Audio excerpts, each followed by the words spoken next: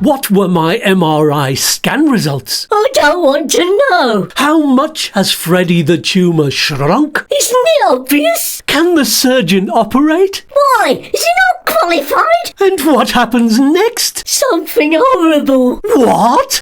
What? Come with me through the curtain of blurred colons and find out what's going on in my cancer chemo story. Welcome to the Tumour-tastic Video diary number 43. Hi, Skatz here. I know who you are. It's Friday, October the 11th, and welcome to video diary number 43 on Still Alive, where we don't like to die before we die, right? Not good for you. I mean, who wants to be mediocre? Well, you're not setting a good example. So, did I tell you it was time to get my scan results this week? Of course I did. I've not been able to think about anything else. I'm sorry if you're sick of me going on about it. I promise when this is all over, I'll never mention cancer again, unless someone else gets it. I mean, I can hardly change the subject, can I? It would be rude. And people are always talking about what's wrong with them and what operation they're waiting for. I don't know what age it starts, but I've definitely stepped over that hill and I'm hurtling down the other side with me ankles and knees and tumours. It's not a pretty sight, and the audio isn't much up to scratch either. You are so old and knackered. Talking of scratching, it seems I've had more mosquito bites this week than I've had in my whole life. They just keep popping up all over the place where you'd never expect, and the mozzies are invisible, so you don't see them coming. You just start itching. And there's nothing there. Not to start with, but it's still bloody itchy. And then suddenly you look and you've got a welt.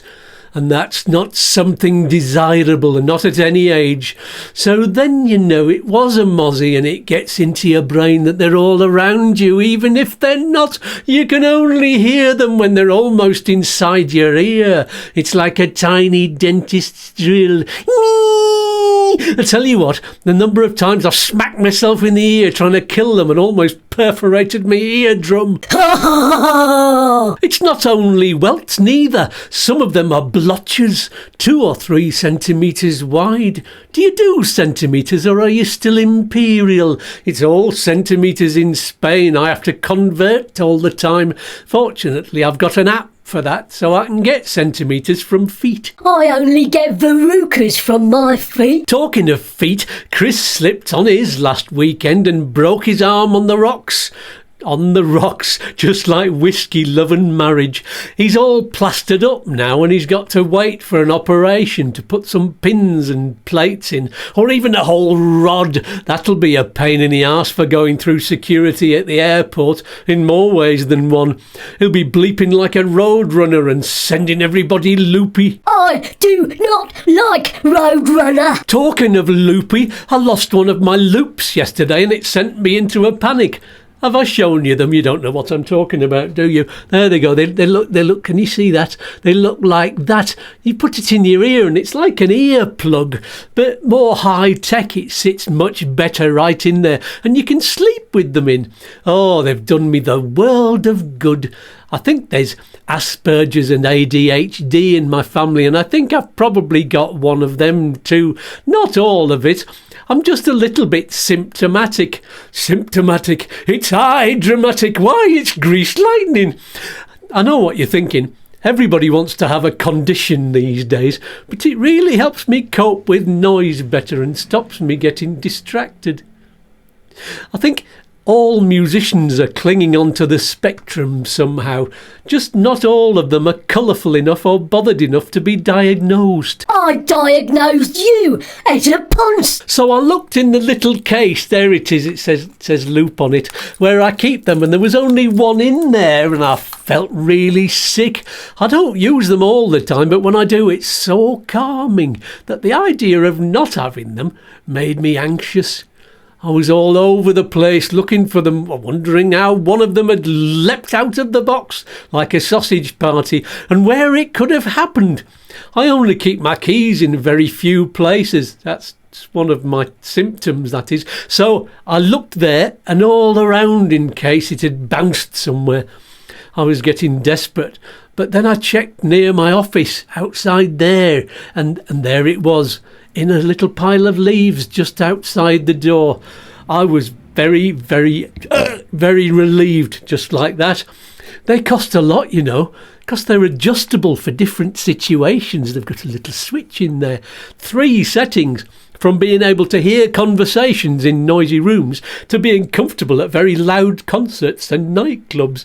Not that I've been going to many of them recently, but you know, looking ahead and all that. You should be looking over your shoulder, mate. Talking about looking ahead, when I was parking the car in Malaga to go and see the surgeon, I'll get to the scan results in a minute, don't panic. I've gone off on a bit of a tangent, but I'll be back. So, we were going down the ramp to level number 2 below ground, and I spotted a parking space. Only a few spaces behind. Well, you're not supposed to turn left there, it's one way, but I didn't see any harm in it. It was only a few metres away, and there was no one else there, but a car came round the corner at the very end and pulled up really quickly beside me as I was manoeuvring, and the woman in the car was shouting at me very fast in Spanish. So I said, "No entiendo," which means I don't understand, and I didn't. I mean, I got the gist, but she just kept on shouting. So I said, "No entiendo" again, and she just carried on louder and faster. So I shouted, "No entiendo," and carried on manoeuvring, and she moved her car past and went to reverse in, but I was already on the way, so I carried on backing in very carefully, and she drove off.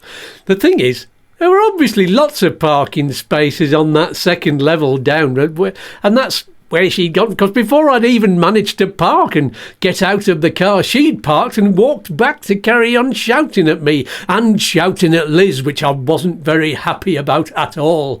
So I said, "No entiendo," very calm like. I wasn't going to give her the benefit of any attempt at Spanish at that point. I don't think she deserved it after that display of unnecessary anger. And for what? There is nothing wrong with anger. Anyway, she stormed off, and we saw her later heading towards the emergency department of the hospital. I thought, I wonder whether she's going in there, and if she is, what she's got. Do you think they've got an uncontrollable anger team ready to deal with people like her? With a doctor specialising in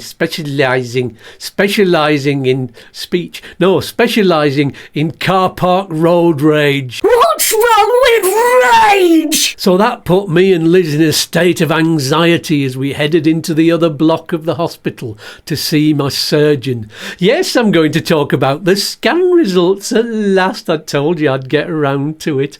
I could have just cut off that corner in my mind and gone straight in there against the arrows like I did in the car park. But sometimes you've got to go with the flow, don't you? No. OK then, so with Liz recording the consultation on her phone and me with my translation app open, we were ready to find out what the future held. The surgeon had the scan on his screen and he said, "So, you finished your treatment on this date?" I said, "I know, I was there," and I was. I said, "I've still got some neuropathy." He said, "Your tumour was a T4 to begin with." Liz said, "That tells you how big it is," but it was a T4A, which means Freddie had got through to the outside of the wall, but not into anywhere else. That would be T4B, which is the worst. I said, "OK, what is it now then?" He said, "It's between a T1 and a T2, which is very good." He said, "I need to put my finger up your arse." I said, "Well, that's very forward of you. We've only just met." He said, "I need to feel your lesion." I said, "Now?" He said, "Yes, trousers off and lie down there. Tuck your knees up." So I did, and he got out the lube. Oh no, I remember this bit. I was feeling a little bit tense, but I thought that's not going to help at all. I said, "Be gentle," but he wasn't. I could feel his knuckles digging into my bones. I said, "How far do you have to go in?" But I don't think he heard me. It's possible I only said it in my head while I was dabbing the tears from my cheeks. He said, "All done," and pulled out, leaving me covered in lube. I said, "Well, that wasn't very pleasant." He said, "Your lesion is about 2 to 3 centimetres in size now. I said, oh, that's nice. He said, it's 8 centimetres up there, so it's shrunk upwards. I said, is that good? He said, yes, that means you'll only need a temporary stoma, if you need one at all. I said, oh, that's nice. When will you know? He said, during the surgery. I said, will you be using robots? He said, if the machine's available, yes, but if not, then it'll be a tube up there. I said, well, whatever it takes. How long will the stoma be there if it's there? He said, 5 to 6 months.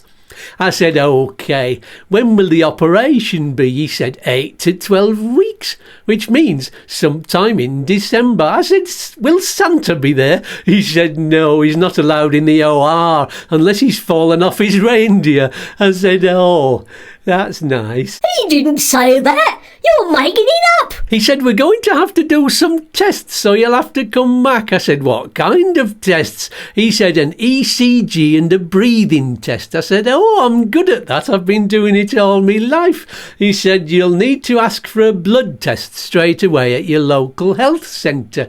Give them this piece of paper. You'll get the ECG and breathing appointment in the post. I said, anything else? He said, yes. Take this to the top floor of the other building and see the nurse. She'll tell you all about the stoma. I said, oh, that's nice, but I don't think it is very nice. I don't really want to talk about it. It's a bit odd, isn't it? I've told you about everything else, but I refuse to think about the stoma until it's definitely going to happen. I'm not sure why. Maybe it's my way of saying I'm not going to need it. I mean, if I do have to have it, I'll cope with it, of course. I won't have a choice in the matter, and I'll probably have a laugh about it. I'll definitely have a laugh about it, but it's not going to happen.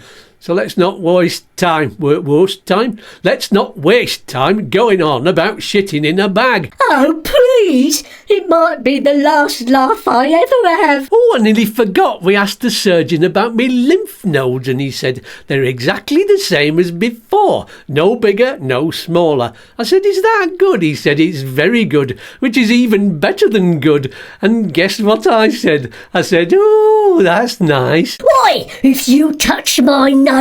So we went to find the nurse, and she said, thank you for the form. I'll see you when you come in for your pre-op tests. I said, all right then, so I will have to talk about the stoma after all. Bugger. Stomas are just like you, full of shit. We got back to the car and I looked around in case the shouty woman was there, keying the car and stabbing the tyres, but she wasn't there. She was probably in a straitjacket by now in a very soft room, drifting in a cloud of barbiturates. I hope she's free and follows you everywhere. I said, shall we go for a meal by the sea? Les said, oh, that's nice. So we did, and we both went a bit rogue and had beef burgers in a bun with lovely homemade chips with the skins on. It wasn't keto at all, but we said bollocks to that, we're celebrating. And we had a dessert as well, oh dear, a white chocolate brownie with pistachio ice cream. And we both said to the waiter, this is possibly the best dessert we've ever had. Because he'd recommended it, you see. He said, I'm glad you enjoyed it. And we said, hasta luego, and we meant it too.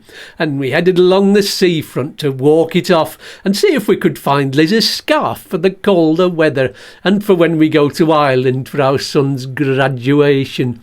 We didn't find one. So we went home. Oh, dearie me, you're both going to be so cold. We did call in at the health centre to try and make the blood test appointment and for Liz to make a check-up appointment as well. But it was one of the paramedics on the desk and he said, come back tomorrow when the other bloke is here. I said, OK, and we went home. I can feel my life slipping away. La! On that note, that's all for this week, but next week I'll be back and I'm sure I'll have plenty more to talk about. Thank you so much for continuing to follow my story, sharing your own experiences and sending those lovely messages of support. Tune in next Friday for another thrilling episode of I Don't Care Anymore. Keep your fingers and toes crossed, you lovely people, and as always, raise your drinking receptacles with me. The toast is still alive. I'm going for a lie down. Let's get down to the still alive dance then. Come on then. Oh, stick it up your arse.